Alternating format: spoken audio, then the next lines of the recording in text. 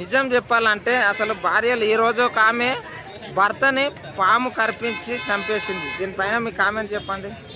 ప్రియంతో కలిసి భర్తను పాముతో కాటేయించింది. ఎటు పోతుందన్న? ఇప్పుడేమో పాము కాటుకి గురి చేసిందని అంటున్నావు. మొన్న ఒక ఆమె హార్పిక్ ఏదో క్లీనర్ వాష్రూమ్ క్లీనర్తో ఎక్కించి చంపించింది. మొన్న ఒక ఆమె ఏమో ఆ లోయలో దోసి చంపేసింది. అసలు ఎన్ని రకాలుగా చంపుతున్నారు. సిలిండర్ లో కూడా ముక్కలు ముక్కలు చేసి ఒక ఆమె సిలిండర్ కింద అడుగు భాగం కట్ చేసి అందులో కోసి పార్సెల్ పెట్టిందంట. మహాతల్లి ఏం చెప్పాలా? ఇవన్నీ ఆగిపోవాలంటే ఏం చేయాలి? వాళ్ళు ఒక్కలనే అనట్లా. ఇప్పుడు మహిళలు రెచ్చిపోతున్నారు కాబట్టి వాళ్ళ గురించి మాట్లాడుకోవాల్సి వస్తుంది. కానీ ఎవరైనా సరే చంపుకోవడం అనేది చాలా పెద్ద తప్పు. చట్టాల్లో మార్పులు రావాలి. వీళ్ళకి గట్టి శిక్షలు పడాలి. వీళ్ళకి ఏంటంటే చట్టాలు అనుకూలంగా ఉన్నాయి చాలా వరకు. వాటిని వీళ్ళు సద్వినియోగం చేసుకోవాలి. ఎవరో భర్త బాగా టార్చర్ చేసి బాగా ఇబ్బంది పెడుతుందంటే ఆ భర్తని విడాకులు తీసుకోవడానికి ఉపయోగించాలి. కానీ ఇలాంటి వీళ్ళు అనవసరంగా ఉపయోగించుకుంటా అక్రమ సంబంధాల కోసం కేవలం మన వాళ్ళ కోరికల కోసమే ఉపయోగించుకుంటే ఇది కరెక్ట్ కాదు. ఇలాంటివి మగవాళ్ళకు కూడా చట్టాలు తీసుకురావాలంటారా? మగవాళ్ళకి చట్టాలు అవసరం లేదులే. కానీ ఇప్పుడు మహిళలకు ఏదైనా అయితే మహిళా సంఘాలు వస్తున్నాయి. మరి మనకి ఏదైనా అయితే ఏ సంఘాలు రావేందుకు? మనకు కూడా పురుష సంఘాలని లేకపోతే ఇలాంటివి పెడితే బాగుంటుందేమో. ఇప్పుడు దేని వల్ల ఇలా రెచ్చిపోతున్నారు అంటారు? ఇంతకుముందు సుప్రీంకోర్టు ఇచ్చిన తీర్పే అంటారా? ఈ భర్త ఉన్నాక కూడా ఇలాంటి సంబంధాలు అవి అన్నందుకే అంటారా? సుప్రీంకోర్టు ఇచ్చిన తీర్పులు ఒక్కటే కాదు. ఆ సుప్రీంకోర్టు ఇచ్చిన తీర్పు వాళ్ళకి ఎన్నో అంశాలని దృష్టిలో పెట్టుకొని ఇస్తుంది. కానీ వీళ్ళు వాటిని సద్వినియోగం చేసుకోకుండా దుర్వినియోగం చేస్తున్నారు. నాకు తీర్పు ఇచ్చింది, సుప్రీంకోర్టే చెప్పింది, ఏముంది ఇప్పుడు నా భర్తను చంపితే ఏముంది, ఏమైంది, భర్త ఉండగా కూడా వేరే వాడితో బయటికి వెళ్తే ఏమైంది, తప్పు కాదని సుప్రీంకోర్టే చెప్తుంది కాదు అనే అపోహలో ఉన్నారు వీళ్ళు. అని ఏదైనా సుప్రీంకోర్టు పక్కన పెడితే మనకంటూ ఒక భర్త అనేది ధర్మం ఉంది కదా, వివాహ బంధం ఉంది కదా, వ్యవస్థ ఉంది కదా.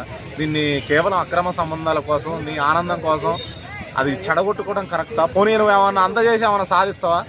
మర్డర్ చేస్తావు, దొరకవా?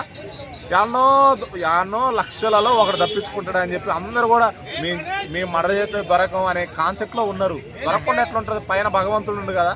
నువ్వు మర్డర్ చేస్తే ఏదో ఒక చిన్న క్లూ వదలవా? నిజం చెప్పాలంటే వీళ్ళ సంతోషం కోసం ఇలా చేసుకుంటున్నారు ఒకళ్ళనొకళ్ళు. కానీ ఆగమయ్యేది పిల్లల భవిష్యత్ అనేది ఇది మర్చిపోతున్నారు. ఇది అవగాహన రావాలి వాళ్ళకంటే. ఎలాంటి మార్పులు రావాలి? అసలు పిల్లలు ఉన్నారు అనే విషయాన్ని కూడా మర్చిపోతున్నారు వాళ్ళు. కొంతమంది మరీ దారుణంగా గెట్ టుగెదర్ పార్టీకి పోయి, ఎప్పుడో 10th క్లాస్ గెట్ టుగెదర్ పార్టీకి పోయి ఆ పాత ప్రియుడు పరిచయం అయిందని చెప్పి 3 కన్నపిల్లలకి విషం పెట్టి చంపింది మహాతల్లి. ఇలాంటి సిచ్యువేషన్లలో ఉన్నాం. మొన్న 500 కోట్లు ఉన్న మనిషి అందగాడు ఇగ్గు పెట్టుకుంటాడు, నత్తుంది లేదా అసలు నువ్వు ఎందుకు చంపినవమ్మా అంటే, నాకు ఇంట్లో నేను పలానా అబ్బాయిని లవ్ చేసినా అని చెప్పడం కంటే నాకు ఆ పిల్లగాన్ని చంపడం చాలా తేలిక అనిపించిందంట. అంటే ఆమె గిల్ట్ ఫీల్ కాకూడదు, ఆమె ఇంట్లో చెప్పకూడదు, ఆమెకి డేర్ లేదు, ఆమె లవ్ చేస్తుంది, మళ్ళీ ఆమె తిరుగుతుంది.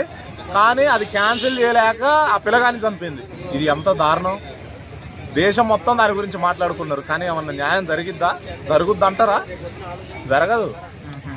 ఎట్లా జరుగుతుందన్నా? శిక్షలు గట్టిగా లేనప్పుడు వెన్నులో వణుకు పుట్టాలి కదా. శిక్షలు చూస్తే ఆ పరిస్థితి లేనప్పుడు ఎలా జరుగుతుంది?